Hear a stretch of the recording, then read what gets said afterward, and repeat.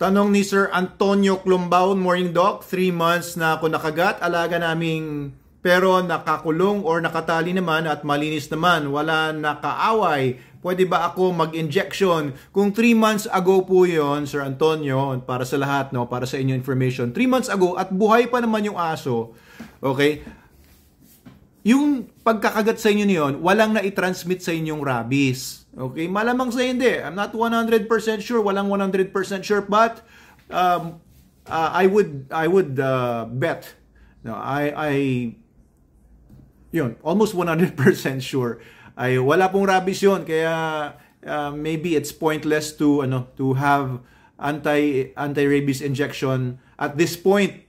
No, pag nakagat kayo ngayon, tapos after 14 days, buhay pa yung asong nakakagat sa iyo at that time ay hindi nakapag-transmit ng rabies. Bakit? Kasi yung rabies virus nga po, pagka dumating na sa utak yan, tsaka pupunta yun sa salivary glands, tsaka magre-release ngayon ng rabies yung aso.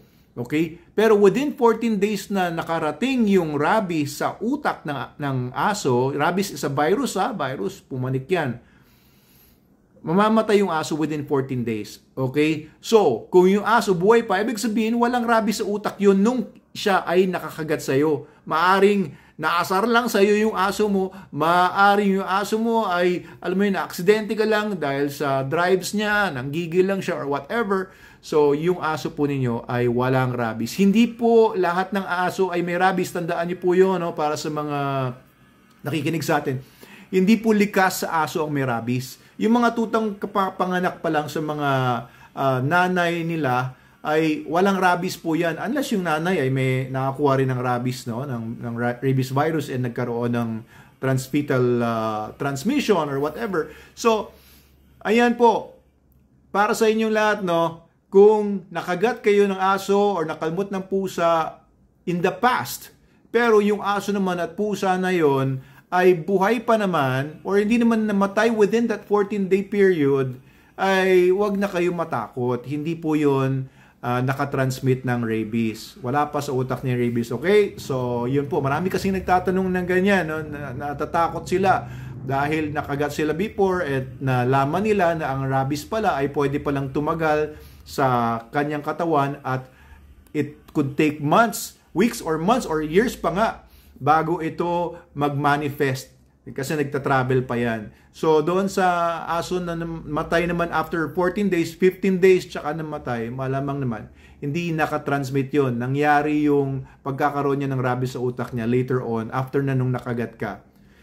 Okay, so po yun yung sagot sa inyong tanong. And kung may tanong pa kayo, tanong nyo lang po sa baba and hopefully masagot din po natin. Pero additional tip, no, doon sa mga nakagat, no, pagka kayo nakagat, siguraduhin nyo lang na i-wash nyo kagad with soap and water kasi yung rabies virus, madaling mamatayan. Isa sa mga viruses yan na pinakamadaling patayin ng heat, ng sabon, ayan. Super dog soap. Ito may pantao tayo, no? Ito, recommended ko ito, Super Dog Soap para pantao. Available to sa Shopee, Lazada, sa TikTok Shop. Ito, dinevelop ko po ito many years ago, mga 10 to 12 years ago, para sa mga zoonotic problems. Kasi may mga sakit po, hindi lang rabies, may mga maraming sakit, kagaya ng scabies, yung mange, nakakakati yun, grabing kati yun, mga fleas, etc., na galing sa aso or pusa, mga alaga natin, na pupunta sa tao. Kaya itinuturo ko sa mga anak ko, pagka nag-handle kayo ng animals, pagkatapos nun, okay yun, no? Maligo kayo or you wash your hands kung kamay lang ang ginamit ninyo.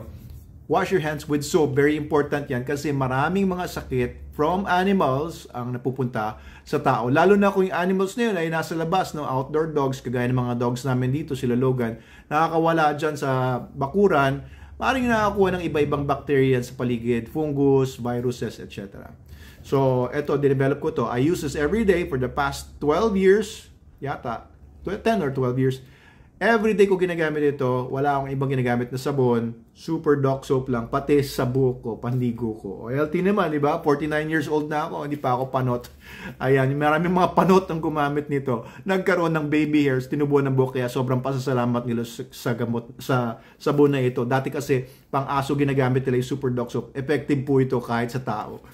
Anyway, yun lang po ang dagdag.